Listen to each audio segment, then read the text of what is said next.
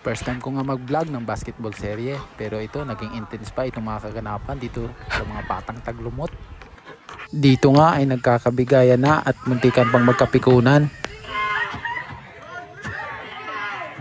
Kaya mga box, samahan nyo na kami sa kauna-unahang sports serye dito sa Storya Loop! Sabado ngayon mga box. Iba talaga ang saya pag napayagan ka maglaro. At syempre, hindi tayo papayag ng walang badamay, kaya nagkakatayo ng mga kasamahan dyan. Ito nga pala yung basketball court ng Taglumot. Syempre, pagkatapos nga makabuo ng lima-limahan, eto na, simula ng laban. At yan nga, makakalaban namin sila James Reid Acabal at sila Onsoy Ola. Kasama niya nga dyan sila Dingdong Acabal Dantes at si Jeremy Lin Lahaw-Lahaw. Kasama ko nga dyan si Bam Aquino Romo, Kian Cipriano Lacumba at si Romnex Sarmienta Tribunalo.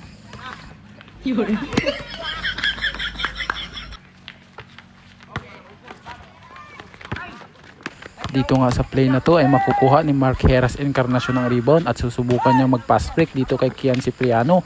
Kaso lang na foul. Bagsak si Kian Cipriano ng kalyalili. Dito nga sa play na to ay ang ganda ng pasa ni James Reid kay Dingdong Dantes. Kaya easy 2 points yan. Dihado nga kami sa rebound dito kasi sobrang tangka nito ni Sir Onsoy Ola. Major star-studded ang laro natin ngayon. May mga politiko, may mga artista. Buti na lang nandyan si Mark Heras kaya easy 2 points yan.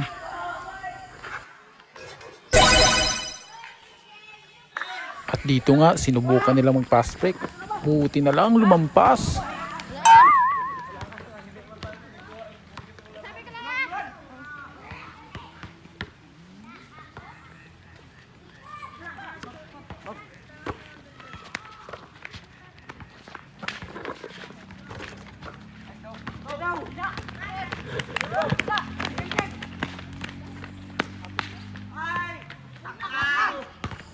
Dito nga sa play na to ay ang ganda ng pasa ni Mark Heras. Balingag lang ang pinasahan. Dito nga ay nakuha ni Kian Cipriano ang bola sa rebound. Pasa kay Mark Heras. Yun. AC 2 points yan.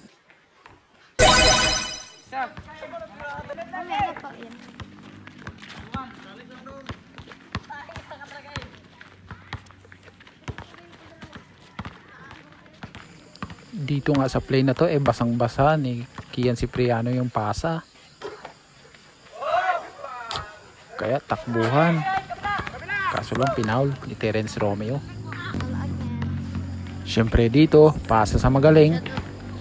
Magaling mag-error. Dito nga sa play na to, ang ganda ng pasa ni James Reid kay Jeremy Lin. Kaya ito, easy points.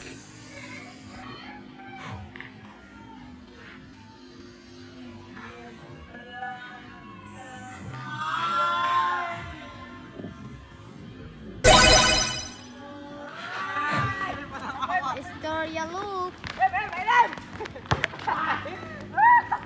At dito nga sa play na to, ipapakilala namin ang tinaguriang boarding house. Si Romnex Sarmienta Tribunalo. Boarding, wala. Isa pang tira. Pa-boarding uli. Wala pa rin. Ganyan nga ang laruan niya. Hindi na hinahanap yung ring. Yung board na lang hinahanap niya. Pero grabe, napakalupit sa boarding taong na yan. Mga bank shot ang tira. Dito nakapag-rebound ulit kami at nakapag-pass break. Kaso lang hindi na ipasok ni Kian. Buti na lang nandyan si Bam Aquino Romo. Dito nga sa part na to, di namin malamin, nagtatalo kami. Kung talagang traveling ito si Onsoy. Pwes titingnan natin. 1, 2, 3. Bisag unsa akong suma, soy travel gid kayo.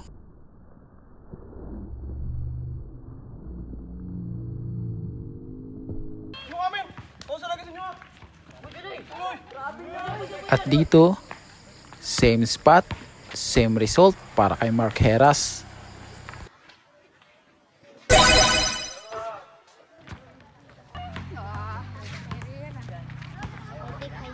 Haitik. Dati dati ba yung muntik namin kahoy kahuli. Sobrang tangkad nga nitong ni Unsoy Ola. Tatlo-tatlo na ang bumabantay dyan. Hindi, ibaba mo. Parang hindi magalaw.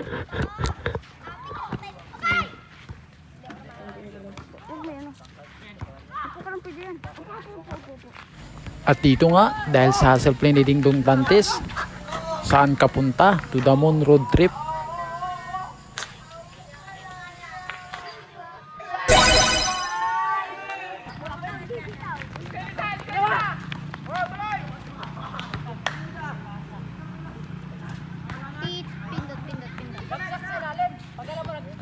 Pindot yan eh.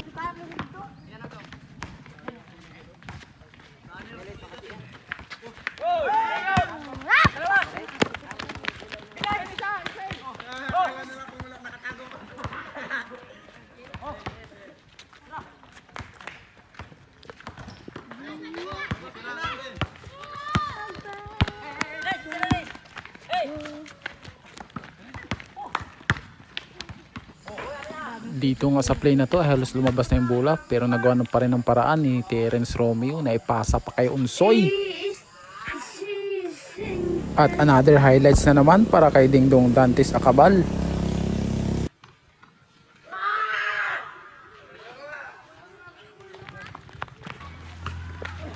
Yung iba tuloy, hindi nakikita kaya nagandaan sila. At dahil lumulubo nga yung kalamangan ng kalaban, eto, mamamwersa na dito si Mark Heras Encarnacion.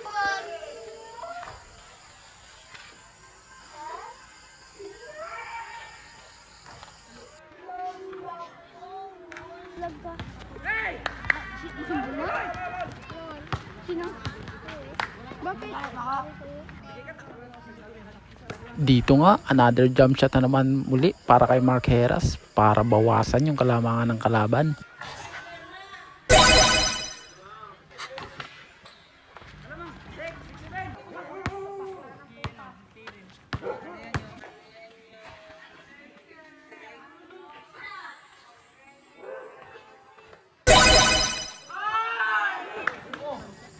Dito nga, may nangyaring din namin inaasahan. Teka, bakit may bike sa gitna ng court? Dito nga namin napag-alaman na nadisgrasya na pala ito si Terence Romeo. Binangga ni John Lloyd Cruz. Aray ko, dagko kayo pangos ang tuhod. Panoorin nga natin yung mga sumunod na highlights bago mag-init yung laban.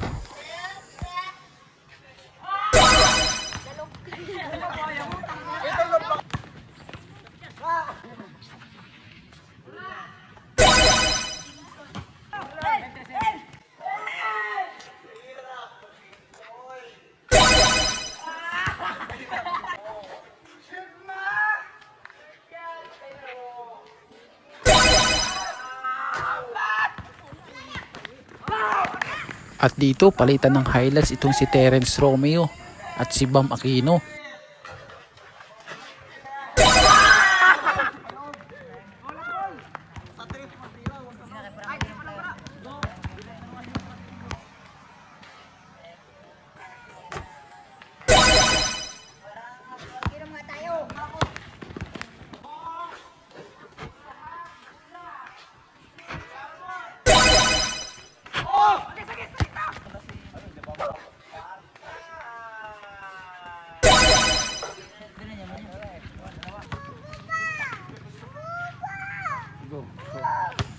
At dahil nga mainit ang labanan dahil sa ice water, ay di maiwasan yung mga ganitong pagkakataon. Nagkakainitan.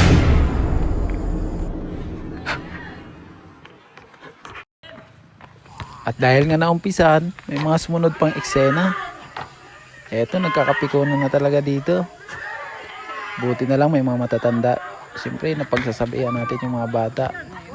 Ay nako, pag napanood nyo itong video na to, matatawa na lang kaya talaga sa mga sarili nyo.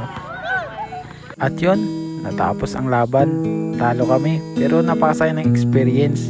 At yung mga batang nagkainitan kanina, ayun, nagkaayos din. Siyempre, sports lang, laro lang. Sabi nga ni John Wooden, sports don't build character, they reveal it. Minsan talaga nakikilala mo yung isang tao pagdating sa sport kung anong klaseng karakteristik meron siya. Pero tamang guidance lang talaga sa mga kabataan. Be a good player, good person, on and off the court. Ganun yun mga box. Hanggang sa muli, maraming salamat.